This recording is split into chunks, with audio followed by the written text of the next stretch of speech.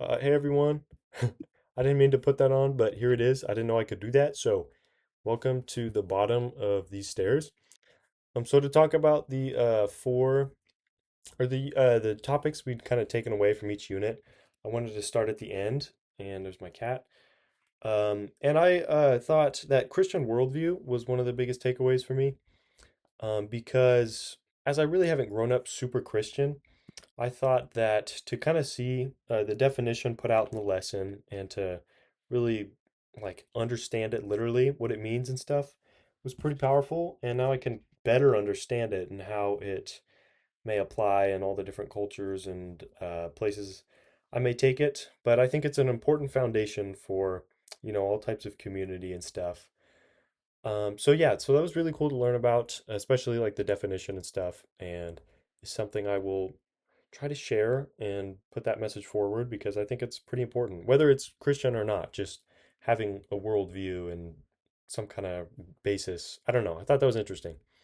But next from Unit 3, I found authoritative parenting to be kind of a key takeaway. As like one day I would love to be a parent of my own, a parent. Learning about the different styles that there were was really neat to again learn. It's kind of similar to the last one, but I feel like I can picture in my own words and my own definitions of what different types of parenting styles are like. And so to see them again laid out in front of a lesson and see their definitions and things like that was easier. And it kind of helps me learn more about it and how it may apply to different situations in life.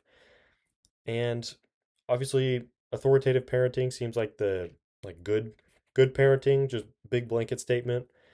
And so to learn like the best thing I could seems to be like the best way to go about that. I hope I'm making sense here. I'm just rambling. But yeah, that seemed to be the most kind of important type style of parenting. So learning about that, carrying it forward with me could be beneficial.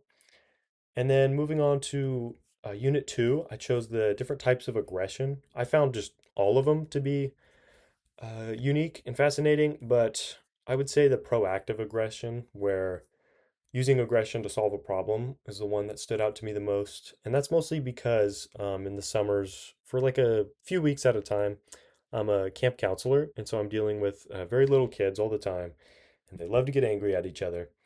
And so, kind of just learning how this might work and why different types of aggressions form might help me better identify the problem or situation at hand and an easier way to deal with it, because just the more knowledge you have, the more capability you have to do better things or use it to your advantage. So I think by learning how aggression works, I might be able to learn how they work and then learn about the problem and yeah, solve it from there.